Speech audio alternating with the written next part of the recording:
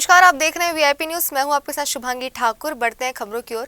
देश के 5 राज्यों में आज चुनाव के परिणाम आ रहे हैं। अब तक आए परिणामों के अनुसार 4 राज्यों उत्तराखंड, उत्तर प्रदेश, गोवा और मणिपुर में भाजपा बढ़त में है। वहीं पंजाब में आम आदमी पार्टी बाजी मार रही है। 4 राज्यों में भाजपा को मिली बढ़त के बाद छत्तीसगढ़ की राजधानी रायपुर में भी भाजपा कार्यकर्ताओं ने जीत का जश्न मनाना शुरू कर दिया है। भाजपा के तमाम नेता बाजे गाजे के साथ थिरकते नजर आए। जश्न के दौरान मौजूद नेताओं से बातचीत की हमारे संवाददाता ने। देश भर के 5 राज्यों में आज चुनाव परिणाम आ रहे हैं और इनमें 4 राज्यों में भाजपा बढ़त पर है और राजधानी रायपुर में भी इसको लेकर जश्न का माहौल है। आप देख सकते हैं मेरे पीछे ये भाजपा कार्यकर्ता है। भाजपा कार्यालय में इस वक्त किस तरह से जश्न का माहौल बना हुआ है। सभी जो भाजपा के नेता हैं, जो कार्यकर्ता है, यहाँ पर बाजे गाजे में नृत्य करते हुए नजर आ रहे हैं, डांस करते हुए नजर आ रहे हैं। और इस बार जो जिस तरह से बढ़त मिली है भारतीय जनता पार्टी को, उसकी खुशी साफ साफ इनमें साफ नजर आ रही है। हमारे साथ भाजपा के जिला अध्यक्ष भी मौजूद है, उनसे जानने की कोशिश करेंगे क्या कहना चाहेंगे भाजपा के। देखिए, भारतीय जनता पार्टी के पास 4 राज्य थे, 4 राज्य बरकरार रहे। उत्तर प्रदेश में भारी बहुमत, उत्तराखंड में भारी बहुमत, गोवा में हमने पहले से अधिक सीटें पाई, मणिपुर में हमने पहले से अधिक सीटें पाई है।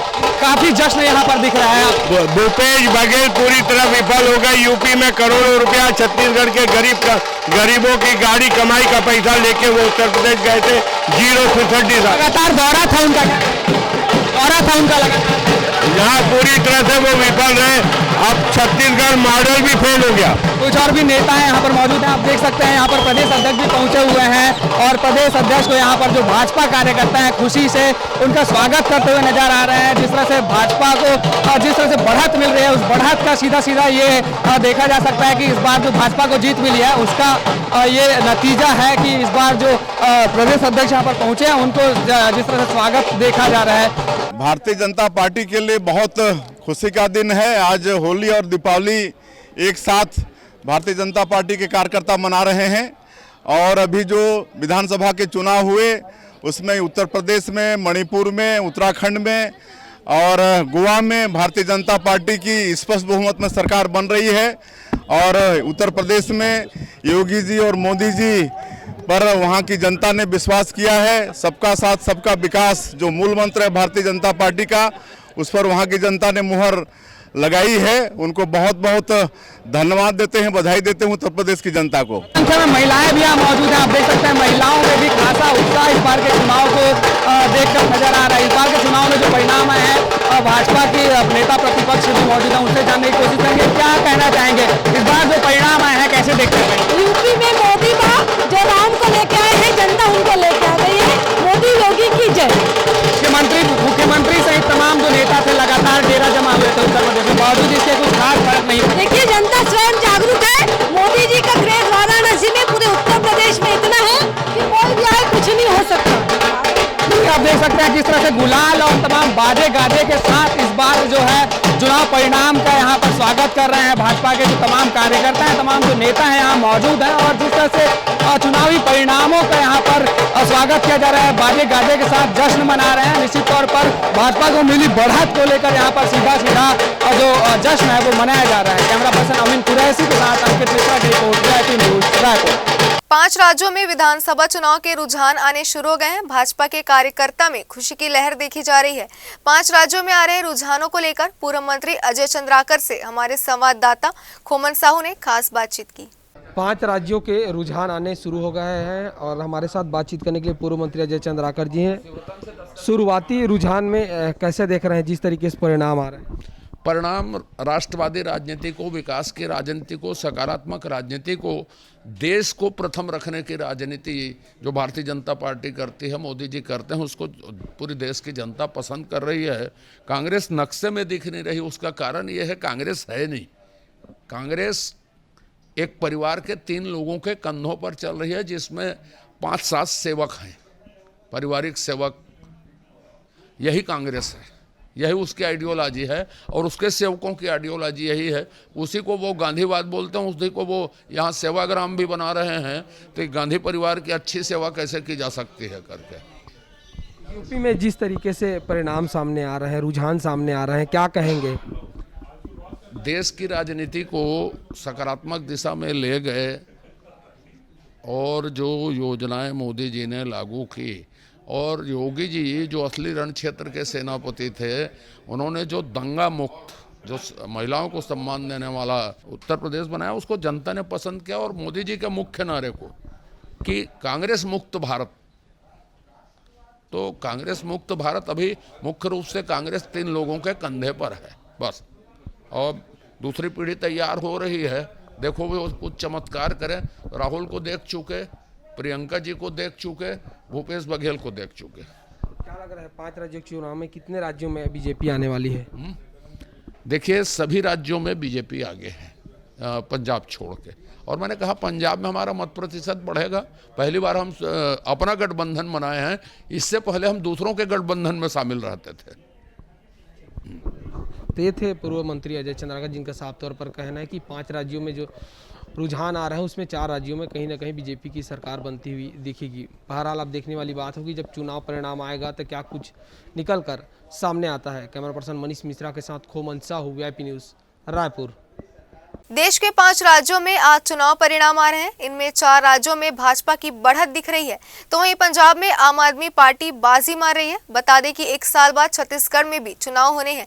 इससे पहले आए इन नतीजों का असर प्रदेश के चुनाव पर पड़ सकता है या नहीं, इन तमाम विषयों को लेकर राजनीतिक विश्लेषक डॉक्टर अजय चंद्राकर क्या कह रहे हैं, देखिए खास बातचीत। देश भर में 5 राज्यों के चुनाव परिणाम आज आ रहे हैं। उत्तर प्रदेश, उत्तराखंड, गोवा और मणिपुर में इन 4 राज्यों में भाजपा की बढ़त दिख रही है, तो वहीं पंजाब में आम आदमी पार्टी बाजी मारती नजर आ रही है। हमारे साथ दुर्गा कॉलेज के प्रोफेसर और राजनीतिक विश्लेषक डॉक्टर अजय चंद्राकर जी मौजूद हैं। उनसे जानना चाहेंगे किस तरह की स्थिति आपको दिख रही है, जिस तरह से जो रुझान अब तक सामने आ रहे हैं, क्या कहना है, क्या कहना है? बिल्कुल, गोवा में बीजेपी की सरकार थी, वहाँ की सरकार बढ़िया परफॉर्मेंस की है, तभी वहाँ की जनता इलेक्ट की है। यही बात मणिपुर में भी, गोवा में भी। अब रही बात पंजाब की, तो पंजाब में जो सिचुएशन गठबंधन बीजेपी का शिरोमणि अकाली दल के साथ था वो टूटा, और कुछ वहाँ नाराज़गी थी किसान आंदोलन के कारण, तो उनका फ़ायदा निश्चित रूप से और कांग्रेस के में कला तो आप पार्टी को मिली है। रही सवाल उत्तर प्रदेश का, तो उत्तर प्रदेश में यह तो मानना पड़ेगा कि मोदी जी की सुनामी है, उसके नेतृत्व को वहाँ की जनता स्वीकार किए। जो खास तौर से खाद्य सुरक्षा से संबंधित विषय के ऊपर वो निर्णय लेकर के आगे बढ़ाते गए, लाभार्थी जो वर्ग बने वो मोदी जी के साथ खड़े रहे। और 5 साल विरोधी पार्टी शांत बैठी रही और 3 महीने के लिए सक्रिय हुई है, इससे जनता परिचित हो गई और उनको वो स्वीकार नहीं की। ये कहना चाहेंगे 1 साल बाद छत्तीसगढ़ में भी चुनाव होने हैं। अब जिन राज्यों में जिस तरह के परिणाम आ रहे हैं, क्या लगता है इस बार छत्तीसगढ़ में किस तरह की स्थिति देखने को मिलेगी? छत्तीसगढ़ की सिचुएशन अलग है। कल ही छत्तीसगढ़ का जो बजट आया है, और अभी बहुत जल्दबाजी होगी छत्तीसगढ़ के मसले के ऊपर कहना। बीजेपी अगर अपने संगठन को मजबूत करती है या ईमानदारी से वो नया नेतृत्व अगर छत्तीसगढ़ में देती है, तो निश्चित रूप से अगर नेतृत्व परिवर्तन करके बीजेपी अगर फाइट करती है तो ज़्यादा अच्छा परफॉर्म करेगी। आखिरी सवाल सर कि पंजाब में आम आदमी पार्टी इस बार अच्छा खासा सीट लेकर आई है, क्या लगता है तीसरी विकल्प के रूप में देश में स्थापित होने वाली है आम आदमी पार्टी? जी नहीं, अभी बहुत जल्दबाजी होगी। लेकिन आप जिस तरह से पंजाब, हमें यह याद रखना चाहिए कि बहुत सारे सांसद पंजाब में थे, आप पार्टी के थे, तो वो वहाँ पर बढ़िया काम किए। खासतौर से किसान आंदोलन के समय आप पार्टी दिल्ली में जिस तरह से किसानों के लिए भिड़ी हुई थी, उनको जगह दे रही थी या खाद्य सामग्री पहुँचा रही थी या न्यूनतम आवश्यकताएं और ले जा रही थी, तो इनका प्लस पॉइंट गया है। तो ये थे हमारे साथ डॉक्टर अजय चंद्राकर जी, दुर्गा कॉलेज में राजनीतिक विश्लेषक भी हैं और कई जगहों पर राजनीतिक विश्लेषक की भूमिका भी अदा करते हैं, जो कि अब आज जो परिणाम आ रहे हैं उनको लेकर अपनी प्रतिक्रिया दी है। कैमरा पर्सन अमीन कुरैशी के साथ अंकित मिश्रा की रिपोर्ट, VIP न्यूज़, रायपुर। 5 राज्यों में आ रहे रुझानों को लेकर पूर्व मुख्यमंत्री डॉक्टर रमन सिंह से हमारे संवाददाता खोमन साहू ने की बातचीत। 5 राज्यों में रुझान आने शुरू हो गए हैं। हमारे साथ बातचीत करने के लिए पूर्व मुख्यमंत्री डॉक्टर रमन सिंह जी हैं। सर, जिस तरीके से रुझान आ रहा है क्या कहेंगे? जो रुझान आ रहा है वो बताता है कि इस देश में माननीय नरेंद्र मोदी के 7 साल के हुए काम और उनके विकास के लिए, डेवलपमेंट के लिए जो सोच है और एक ईमानदारी के साथ जो जनता की सेवा की, उसका एक प्रतिफल आज उत्तर, दक्षिण, पूरब, पश्चिम सभी राज्यों में आ रहा है। और ये निश्चित रूप से जनता ने स्वीकार किया कि डेवलपमेंट के लिए वो वोट देने के तैयार हैं, विकास और पॉजिटिव थिंकिंग, पॉजिटिव बात को लेकर वो जुड़ने को तैयार हैं। जैसे उत्तर प्रदेश में 5 साल में जिस प्रकार योगी जी ने चमत्कारिक रूप से काम किया, न केवल डेवलपमेंट के काम किया बल्कि कानून व्यवस्था को भी ठीक किया, असामाजिक तत्व गुंडों पर सीधी कार्रवाई करने का काम किया, एक प्रकार से लैंड माफिया, भू माफिया सभी को समाप्त करने का काम किया। आज वहाँ बेटियाँ, वहाँ की माताएं अपने आप को सुरक्षित महसूस कर रही हैं। तो निश्चित रूप से ये एक बड़ा परिवर्तन उत्तर प्रदेश में आया है, जिसका नतीजा अब दिख रहा है कि दूसरी बार वहाँ किसकी सरकार नहीं बनती, मगर ये दूसरी बार 30-40 साल के बाद ये सरकार बनाने का चमत्कार योगी और मोदी जोड़ी के डबल इंजन की सरकार ने करके दिखाया है। तो निश्चित रूप से वो बधाई की पात्र हैं। वहाँ की जनता को मैं बधाई देना चाहता हूँ जिन्होंने एक बड़ा निर्णय लिया है, शानदार निर्णय लिया है। सर, जिस तरीके से रुझान सामने आ रहे हैं, क्या लगता है परिणाम में तब्दील हो पाएंगे?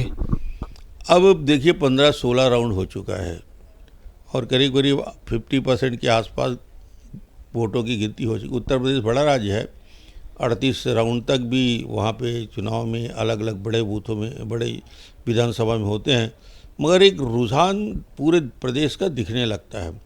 और ये रुझान जब दिखता है और लीड जब 10,000 से ऊपर होने लगता है तो ये समझ में आने लगता है कि जनता का मूड किधर है। और वोटों का परसेंटेज यदि बढ़ते बढ़ते 40, 42 और 45% तक चला जाता है कॉन्स्टिट्यूंसी में, तो ये लग जाता है कि अब ये नतीजे में परिवर्तन नहीं आ सकता। तो ये साफ है कि उत्तर प्रदेश में पूर्ण बहुमत के साथ शानदार सरकार बन रही है। उत्तराखंड में हम बहुत आगे हैं, वहाँ भी सरकार बनने की पूरी संभावना है। तीसरा, गोवा में भी भारतीय जनता पार्टी, अब तो नतीजे निकलने लगे हैं, आधे सीट में जीत गए, आधे में हम आगे हैं। तो ये गोवा में भी स्पष्ट रूप से सरकार बनेगी। और आखिरी चौथा चुनाव मणिपुर में जो हो रहा है, मणिपुर में भी हम बहुत बेहतर पोजीशन में हैं। तो ये तय हो चुका है कि 4 राज्यों में भारतीय जनता पार्टी की और पंजाब में आपकी सरकार बन रही है। तो ये थे पूर्व मुख्यमंत्री डॉक्टर रमन सिंह, जिनका साफ तौर पर कहना है कि जो 5 राज्यों में चुनाव के रुझान सामने आ रहे हैं उसमें साफ तौर पर 4 राज्यों में भाजपा की सरकार बनती हुई दिख रही है। बहरहाल आप देखने वाली बात होगी कि जिस तरीके से रुझान सामने आ रहे हैं वो परिणाम में तब्दील हो पाते हैं कि नहीं। कैमरा पर्सन मनीष मिश्रा के साथ खोमन साहू, VIP न्यूज़, रायपुर। छत्तीसगढ़ विधानसभा बजट सत्र का चौथा दिन आज प्रश्नकाल से शुरू हुआ। इस दौरान कई सवाल सदन में उठाए गए। वहीं सदन में महिला विधायक छन्नी साहू का मामला गरमाया। इसके साथ ही विधानसभा में बीजेपी ने कानून व्यवस्था को लेकर काम रोको प्रस्ताव लाया। विधानसभा की सभी कार्रवाई रोककर चर्चा कराने की मांग की गई। बीजेपी का आरोप है कि राज्य की कानून व्यवस्था पूरी तरह से ठप है। वहीं इस पर गृह मंत्री ताम्रध्वज साहू ने कहा, प्रदेश में कानून का राज है। आज छन्नी साहू जी के द्वारा जो हमारे सम्मान्य सत्ता पक्ष के विधायक हैं, अपनी बात को विधानसभा में रखी गई और जिस प्रकार से वो रखते समय उनके आंख से आंसू निकल रहे थे। वास्तविक वे एक महिला जनप्रतिनिधि जिनके पति ने रेत ठेकेदार के ऊपर जो उंगली उठाने का काम किया, आज सरकार को अपने जनप्रतिनिधि से ज़्यादा जो प्रिय है वो माफिया है। चाहे वो भू माफिया हो, सैंड माफिया हो, आपके शराब माफिया हो। और ऐसे लोगों के कहने पर यदि विधायकों के ऊपर में FIR हो, यदि उनके परिवार के ऊपर में FIR हो और यदि वो जनप्रतिनिधि यहाँ आए तो विधानसभा आने से यदि कलेक्टर और SP के द्वारा उनको रोका जाए, मैं समझता हूँ कि अपने आप में महत्वपूर्ण मामला है। यदि विधायक सुरक्षित नहीं है और वो भी सत्ता पक्ष के विधायक सुरक्षित नहीं है तो प्रदेश की जनता और महिला कैसे सुरक्षित होगी, ये प्रश्न चिन्ह लगा है। न केवल वो बल्कि प्रमोद शर्मा जो बलौदा बाजार के विधायक हैं, उनके ऊपर में भी एट्रोसिटी एक्ट लगाया गया। वो भी एक उद्योगपति के इशारे पर उनके खिलाफ में ये जो मामला बनाया गया है, अध्यक्ष जी ने इस मामले की तहकीकात करने की और कल सदन की कार्रवाई समाप्त होने के पहले उसको जानकारी देने का अध्यक्ष जी ने निर्देशित किया है गृह मंत्री को। मैं समझता हूं कि आज आवश्यकता इस बात की है कि विधायक स्वतंत्र नहीं है, लोकतंत्र पर कुठाराघात हो रहा है और यदि विधायक अपनी आवाज़ को नहीं उठा पाएंगे तो ये प्रदेश में विकास की बातें रह जाएगी, सारे कानून व्यवस्था समाप्त हो जाएगी और लोकतंत्र की इसी पर हत्या हो रही है, जब से कांग्रेस के छत्तीसगढ़ में सरकार आई है। तेंदुपत्ता को छत्तीसगढ़ में हरा सोना के नाम से जाना जाता है। भानु प्रतापपुर तेंदुपत्ता खरीदी और क्वालिटी में दूसरे स्थान पर है, इसलिए हर साल शाखा कर्तन कार्यशाला का आयोजन किया जाता है। इस साल भी किया गया। इस दौरान 41 प्राथमिक वनोपज समिति के सैकड़ों लोग शामिल हुए। रहने की व्यवस्था भी ढंग से नहीं है, घर में बुनियादी। आज का ये कार्यशाला वन विभाग के माध्यम से रखा गया था और मैं समझती हूँ बहुत अच्छा कार्यक्रम हुआ, क्योंकि यहाँ पर सभी ग्रामीण उपस्थित थे, वन विभाग के समस्त कर्मचारी उपस्थित थे और इनको सबको जानकारी दी गई कि किस तरह से तेंदुपत्ता का संग्रहण किया जाए या किस तरह से उन्हें काटा जाए, पत्ता जो बिल्कुल ताज़ा उगेंगे और कैसा उसको हम सुरक्षित रख सकते हैं, इसके बारे में खासतौर से जानकारी दी गई। तेंदुपत्ता संग्रहण में शाकर्तन एक इम्पोर्टेंट कार्यक्रम है और उसी का प्रशिक्षण आयोजित किया गया है। इसमें हमारा टोटल लगभग 35,000 संग्रह है और 80,000 मानव बोरा का इस बार टारगेट है और इसका अभी प्रशिक्षण माध्यम से अभी शाकर्तन किया जाए, इससे अच्छा गुणवत्ता का जो आयोजन करके बताया जा रहा है। इसमें समिति संग्रह सभी लोगों का अच्छा लाभ मिला। कितना समितियों ने यहाँ पे भाग लिया? कितना समितियों ने यहाँ पे भाग लिया? 41 समिति है टोटल। 41 समिति का सभी प्रबंधक लोग, संग्रह लोग, समिति 30-27 सब भाग।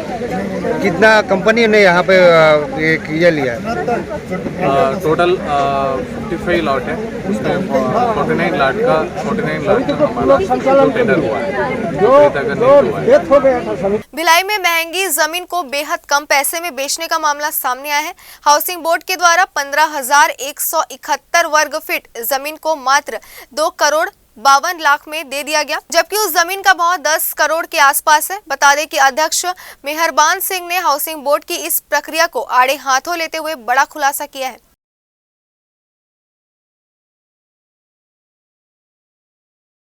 हाउसिंग बोर्ड डिपार्टमेंट का ऑफर था और पूरे स्टेट का ऑफर था, उस पर हमने वो जगह ली है और उस जगह लेने के बाद अगर वो बोलते हैं कि उसका बाजार मूल्य 10 करोड़ रुपया है, तो मैं आदरणीय मेहरबान सिंह जी से बोलता हूं कि 10 करोड़ रुपया दिलवा दो, मैं रजिस्ट्री कर देता हूं और उसका जो भी पैसा आएगा उसको भी जिला अस्पताल में दान करूंगा और जो केस जीतता उसका भी दान करता मैं। वो सरासर झूठ बोल रहे हैं और सनसनीखेज फैलाने के लिए उन्होंने ये षड्यंत्र रचा है। वो ज़मीन मैंने ली है, हाउसिंग बोर्ड ने पूरे छत्तीसगढ़ में ऑफ़र निकला है, उस ऑफ़र के अंतर्गत ली है। वो कहते हैं टेंडर से लिए हैं, तो ऑफ़र में मैंने वो ज़मीन ली है और किसी गलत तरीके से मैंने वो ज़मीन नहीं ली है। और आज मैंने अपने वकील के माध्यम से उनको नोटिस भेजा है और 10 करोड़ रुपया का मानहानि का दावा मेहरबान सिंह के ऊपर किया है। इस निविदा में किसी ने भाग नहीं लिया सिवाय धर्मेंद्र यादव जी के। उसके बावजूद उनको ये ज़मीन आवंटित की जाती है। जो निविदा ऑफर जो भी है वो प्रक्रिया इसलिए अपनाई जाती है ताकि रेट में कंपटीशन हो, ज़्यादा से ज़्यादा लाभ हो। लेकिन उस एक सिंगल आदमी को उसने भाग लिया, धर्मेंद्र यादव जी ने भाग लिया और उसे ही ज़मीन आवंटित कर दी गई नियम कानून को ताक में रख करके। इससे 7 से 8 करोड़ रुपए की राजस्व हानि हुई। ये मुख्य मुद्दा है। कदम 2 स्तर पे है। पहला स्तर की कानूनी लड़ाई लड़ेंगे, दूसरा जनता को बताएंगे कि ये करोड़ों का घोटाला हुआ है। और कुछ दिन पहले जो उन्होंने प्रेस कॉन्फ्रेंस में हमको चैलेंज किया था कि 10 करोड़ में बिकवा के बताएं, तो मैं आज उनको चैलेंज करता हूं कि मैं इसको 10 करोड़ में बिकवा दूंगा। आपका चैलेंज मुझे स्वीकार है। हाउसिंग बोर्ड ने 2 करोड़ 52 लाख 51 हज़ार जमा करने के लिए उनको 2 महीने का टाइम दिया था। 10 करोड़ के लिए आप हमको कितना टाइम दोगे? हम आपको 2 करोड़ 52 लाख रुपए आपको दे देंगे, बाकी पैसा जीवनदीप समिति जिला अस्पताल को दे देंगे। छत्तीसगढ़ सरकार द्वारा पुरानी पेंशन बहाल को लेकर रायगढ़ के अधिकारियों और कर्मचारियों के बीच खुशी की लहर देखने को मिली। इस अवसर पर कर्मचारियों ने मिठाई बांटकर पटाखे के साथ जश्न मनाया।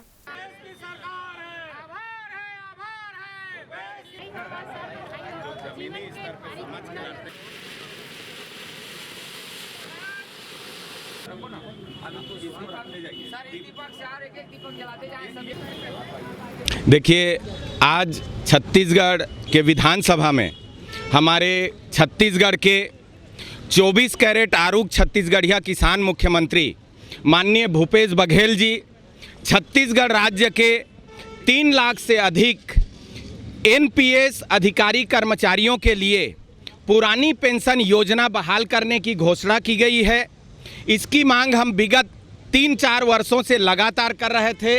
राजधानी स्तर पर, जिला स्तर पर, ब्लॉक स्तर पर, विधानसभावार हम अपने माननीय विधायकों को ध्यानाकर्षण किए थे कि एनपीएस की जो योजना है ये शेयर बाजार आधारित है। हमारा धन, हमारा जीवन, हमारा बुढ़ापा इसमें असुरक्षित है।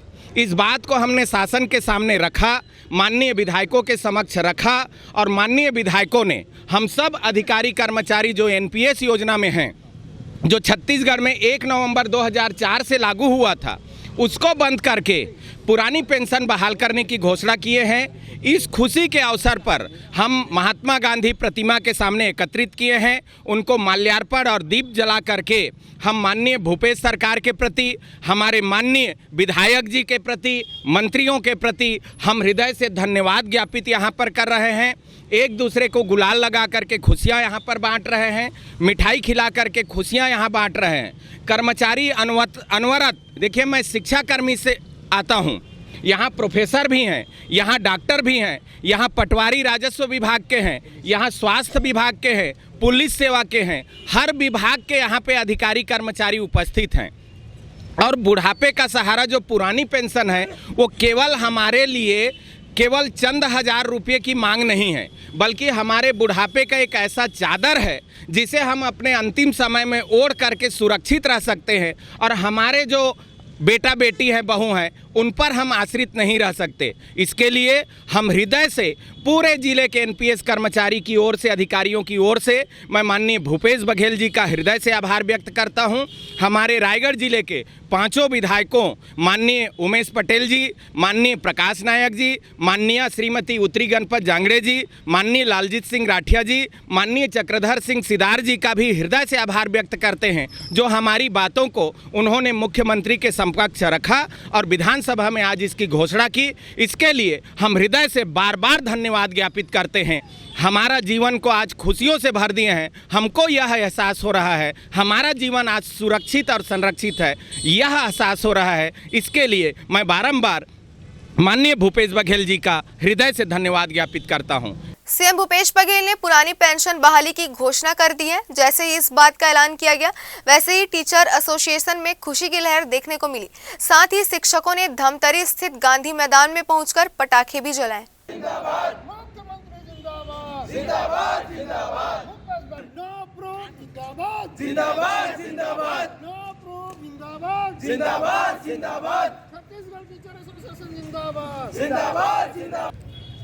छत्तीसगढ़ सरकार की तरफ से रायगढ़ में चिल्ड्रन होम का उद्घाटन किया गया। इस दौरान जेएसपीएल के चेयरमैन नवीन जिंदल और जेएसपीएम के चेयरपर्सन शालू जिंदल वर्चुअली शामिल हुए। बता दें कि इस भवन में बच्चों को जरूरी सुविधाएं दी जाएंगी। इसके साथ ही जिंदल फाउंडेशन द्वारा वृद्धाश्रम खोलने की तैयारी चल रही है। आज का शुभ दिन में जिंदल चिल्ड्रन होम का लोकार्पण हुआ है। माननीय मुख्यमंत्री छत्तीसगढ़ श्री भूपेश बघेल जी का कर कमल से, और आज हमारे लिए बहुत बड़ी दिन भी है। हमारा जो मुख्यमंत्री, हमारा जो चेयरमैन सर है नवीन जिंदल जी, उनका भी आज जन्मदिन है। इस अवसर पर ये जो जिंदल चिल्ड्रन बॉयज़ के सामने आप लोग खड़े हैं, उसको यहाँ 50 बच्चों के लिए सारा प्रबंध है, रहने का, खाने का, और एक भी जिंदल चिल्ड्रन होम गर्ल्स भी एक है, आपका दाहिने तरफ में है। उसको अगर आप देखेंगे वही सेम 50 बच्चों के लिए यहाँ खाना पीना रहना सब चीज़ हम लोग प्रोवाइड करते हैं। लेकिन उसके आगे भी जाके हम करते हैं, जिस तरह उनका हेल्थ चेकअप रेगुलर करते हैं। हमारा यहाँ हॉस्पिटल है फोर्टिस का, वहाँ रेगुलर हेल्थ चेकअप करते हैं। कुंजमरा में एक स्कूल है, हाई स्कूल है, ओपी जिंदल हाई स्कूल, वहाँ पर उनका पढ़ाई भी होगा। जो बहुत छोटे बच्चे हैं उनके लिए प्री स्कूल भी है, और उनके लिए ओपी जो थोड़ा बड़े हो जाएंगे उनको कौशल शिक्षा भी हम लोग ओपी जिंदल कम्युनिटी कॉलेज जो है पूंजीपत्रा में, तो वहाँ भी उनका कौशल शिक्षा हो जाएगा। एक एक बच्चा हमारे लिए एक प्रोजेक्ट है, एक एक बच्चा बच्चा हमारे लिए एक सपना है जिसको हम सच बनाएंगे, उनके पाँव में खड़ा करेंगे। जिस तरह भारत के एक अच्छे नागरिक होके वो लोग ऊंची मतलब एक लंबा कदम उठाएंगे, छलांग लगाएंगे और उनका सर भी ऊंचा होगा। आज JSPL के द्वारा जो चिल्ड्रंस होम बच्चों को और लड़कियों के लिए 50-50 सीटर 100 सीटर टोटल मिला के यहाँ पर तमनार में जो इनका JPL का संस्थान है स्थापित किया गया है, जहाँ पर बहुत अच्छी सुविधाएं अंदर बच्चों के खाने के लिए हो, चाहे रहने के लिए हो या उनके एंटरटेनमेंट के लिए, पढ़ाई के लिए, एक्टिविटी रूम्स वगैरह सभी बहुत ही अच्छे तरीके से सुव्यवस्थित तरीके से यहाँ प्रोवाइड की गई है। मैं इसके लिए जिंदल फाउंडेशन को बहुत बहुत बधाई देना चाहता हूँ। रायगढ़ में मीडिया कार्यशाला का आयोजन किया गया। इस कार्यक्रम की शुरुआत राष्ट्रीय मानसिक स्वास्थ्य और नई दिल्ली स्थित centre for advocacy and research के साथ मिलकर की गई। कार्यक्रम का उद्देश्य पत्रकारों को आत्महत्या की रिपोर्टिंग और मानसिक स्वास्थ्य के लिए जागरूक करना है।